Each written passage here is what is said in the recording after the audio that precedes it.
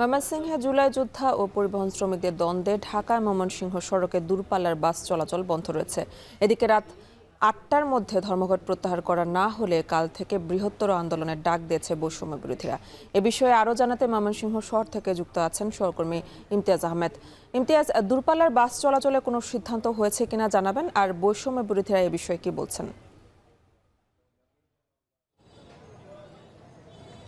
আপনি নিশ্চয়ই জানেন যে গত শুক্রবার মূলত একজন জুলাই যোদ্ধাকে ময়মনসিংহের মাসকান্দা বাসস্ট্যান্ড এলাকায় হেনস্থা করার ঘটনাকে কেন্দ্র করে একেবারে শনিবার থেকে আমরা দেখতে পেয়েছি যে বৈষম্যবিরোধী ছাত্র আন্দোলন এবং পাশাপাশি এনসিপি নেতাকর্মী এবং যে পরিবহন শ্রমিক তাদের কিন্তু পাল্টাপাল্টি কর্মসূচি ছিল, যার কারণে সড়ক অবরোধ ছিল। অন্যদিকে এনসিপি নেতাকর্মীরা তারা অনশনে ছিলেন। মোটামুটি বলতে গেলে শনিবার দিন একেবারেই একটা অচল অবস্থা তৈরি হয়েছে। তারপরেও 6 ঘন্টার পর বিভিন্ন রুটে কিন্তু আসলে দূরপাল্লার বাসগুলো চলাচল শুরু করে। কিন্তু পরদিন, বিশেষ করে আজকে রোববার থেকে সকাল ভোর 6টা থেকে, যেহেতু আমরা সংবাদ সংগ্রহ করছিলাম এবং আমরা যখন মাসকান্দা বাস স্ট্যান্ডে যাই, সেখানে আমরা দেখতে পাই যে প্রায় 300-র মতো ঢাকা ময়মনসিংহ রুটে যে বিশেষ করে ইউনাইটেড এবং শৌখিন পরিবহন, সেগুলো একেবারে স্থবির হয়ে পড়ে থাকতে দেখি। এবং পাশাপাশি ময়মনসিংহের যে 4টি জেলা রয়েছে, শেরপুর, জামালপুর, নেত্রকোনা এবং ময়মনসিংহ সহ, এবং পাশাপাশি কিশোরগঞ্জের যে গাড়িগুলো আসলে মূলত চলাফেরা করতো, সব গাড়িগুলি কিন্তু আজকে বন্ধ ছিল। যার কারণে আজকে কিন্তু একটা সীমাহীন দুর্ভোগ পোহাতে হয় সাধারণ যারা যাত্রী ছিলেন।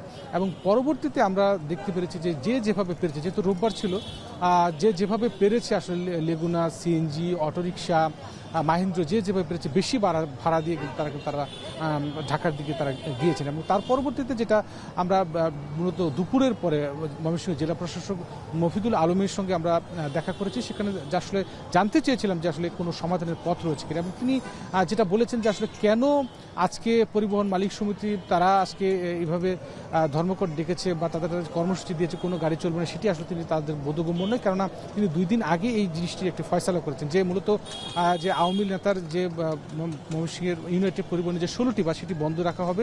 এবং এরপর এইরকম একটি সমাধান দেওয়ার পরে কিন্তু আজকে কেন তারা এভাবে বাস বন্ধ করে রেখেছে তার কোনো তিনি কিন্তু সেই ব্যাখ্যা পাননি। এবং তারপরেও তিনি যেটা বলেছেন যে একটা আলোচনার মধ্য দিয়ে এটার একটা সমাধান করতে। এবং পরবর্তীতে আমরা বিকেলে দেখতে পেরেছি ময়মনসিংহ প্রেস ক্লাবে বৈষম্যবিরোধী ছাত্র আন্দোলনের শহীদ এবং আহত সেলের যে সমন্বয়কারী, বিভাগীয় সমন্বয়কারী আলনুর আয়াস, তার নেতৃত্বে একটি সংবাদ সম্মেলন হয়। এবং তিনি সেখানে একটি বলেছেন যে আজকে রাত 8টার মধ্যে যদি আসলে পরিবহন শ্রমিকরা তাদের এই ধর্মঘট বা তারা যদি গাড়ি চালু না করেন, তাহলে কালকে থেকে তারা বৃহত্তর আন্দোলনে যাওয়ার ঘোষণা দিয়েছেন। এবং পাশাপাশি পরিবহন ক্ষেত্রটাকে মুক্ত করার জন্য তারা বলেছেন এবং এই সেক্টরটা, পরিবহন সেক্টরটা আরও উন্নত কীভাবে করা যায় সেই লক্ষ্যে কাজ করার কথা বলছে। সব মিলিয়ে এখন পর্যন্ত আসলে কোনো সমাধানের পথ আসেনি। এখন পর্যন্ত সব রুটেই কিন্তু বাস চলাচল বন্ধ রয়েছে। ঢাকা ময়মনসিংহ সড়কে বাস চলাচল বন্ধ রয়েছে, সে খবরে জানাচ্ছিলেন সহকর্মী ইমতিয়াজ আহমেদ।